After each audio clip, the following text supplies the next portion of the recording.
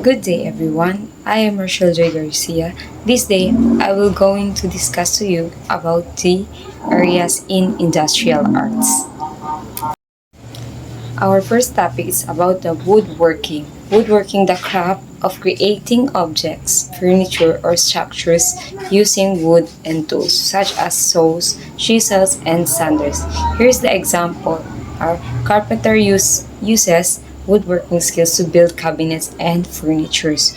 Ang woodworking ay paggawa ng mga gamit or furniture or structure gamit ang mga kahoy.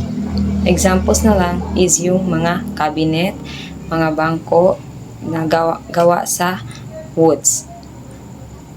So, number 2 is metalworking. Metalworking, the process of shaping and fabricating metal parts using techniques such as welding, forging, and machining. Here's the example. The blacksmiths and welders use metalworking to create gates, tools, and machinery parts. So, when we say metalworking, ito yung mga proseso ng paggawa ng mga metal parts gamit ang welding. So, example na nga yung sinabi, di ba, as you can see, example is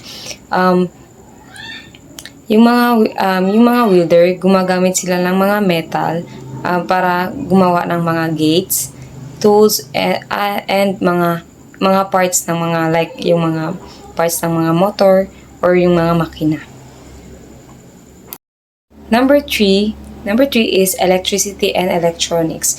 The study and application of electrical circuits, components, and systems used in industrials and home settings. Example is an electrician wires a house while an electronics technician repairs a television. So, as you can see in the examples, diba? So, ang pag-aaral gamit ang electrical circuits, component, and systems para sa mga industrial pangkabuhayan, panghanap buhay. So, example is yung electrician, di ba? Yung electrician, inaayos nila yung mga wires, sila nag-install ng mga wires. And while the technician is sila yung mga nagre-repair ng mga appliances like television, refrigerator, etc. Basta kind of appliances. So, next,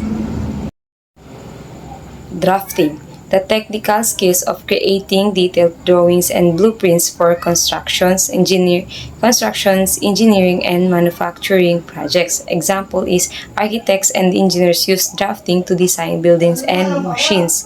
So, ang mga arkitekto ay yun yung gumagamit sila ng drafting para magdisenyo ng mga gusali or mga machines. Yun ang gagamitin nila, ipapakita sa kanilang mga customer na nagpapagawa sa kanila ng mga gusali or mga machines. Next is automotive technology.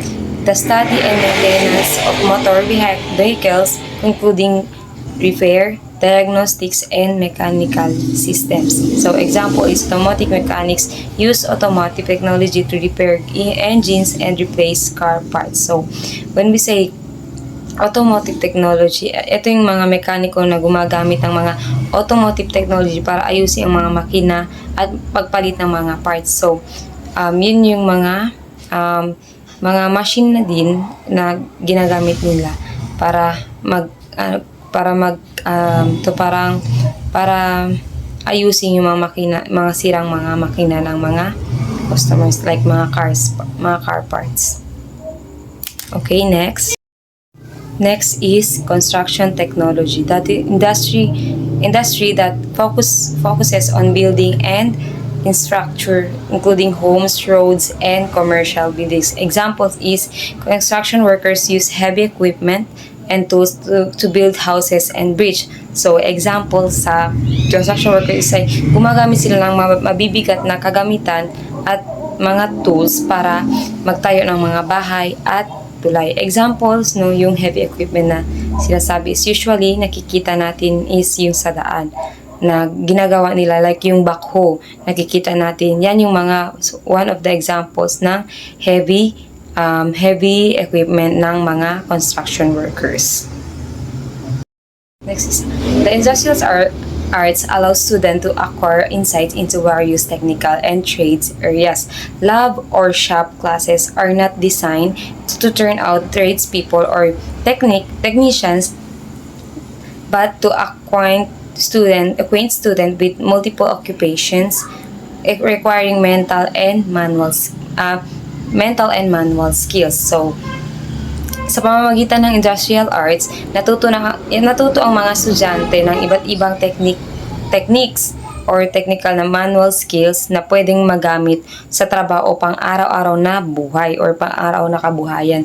Ang mga craftsmanship ay buhay pa rin basta matutunan at pahalagahan lang ang mga natutunan natin regarding dito sa industrial arts. Okay?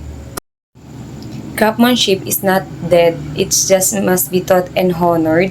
The industrial arts strand under the technical vocational livelihood track provides students with the necessary knowledge and skills for employment. These include technical and manual skills in. Kaya nang sinabi ko kanina, hindi pwede, yung craftsmanship ay buhay pa rin basta yung mga natutunan natin is pinapahalagahan natin.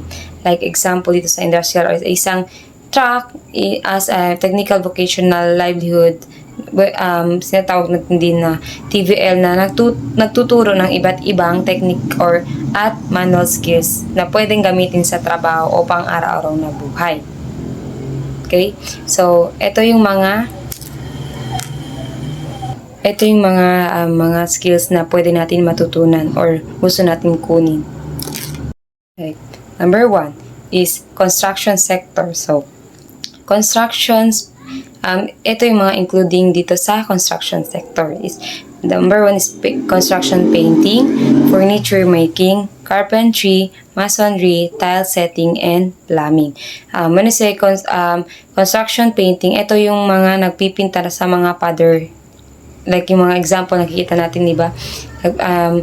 Yung mga construction worker, meron mga pintor, like yung gumagawa ng mga furnitures, mga karpentero na nakikita natin, yung mga tinatawag talaga usually yung paggawa sa bahay natin, carpenter tatawag natin, then mga masonry, sila yung mga naggawa ng mga powder or hollow blocks na basta sila yung mahawak ng mga sementos. And tile setting naman, ito yung usually nakikita natin, di ba, sa bahay natin, sila yung mga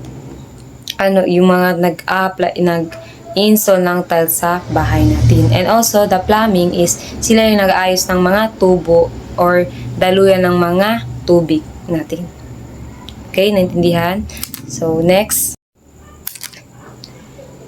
Next is electrical and electronic sectors. Sila yung, dito ka natututo ka mag-install at mag-maintain ng mga electrical at electronic system tulad ng mga electrical installations and maintenance. Second is electric power distribution line constructions.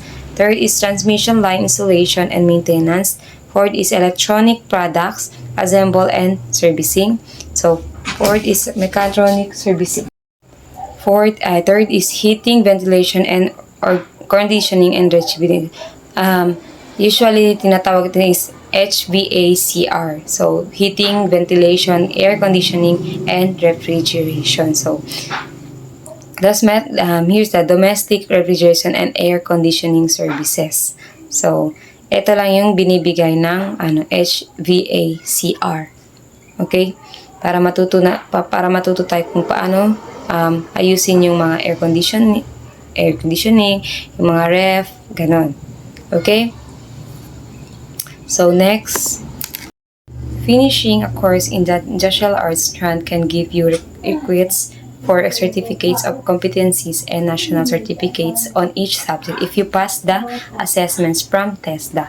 Earning this certificate is essential, especially when looking for career opportunities in the electronics and trade industries. So, kapag natapos na ang kinuha mong kurso, is maaari ka na kumuha ng mga certificates or of competencies or national certificates sa TESDA.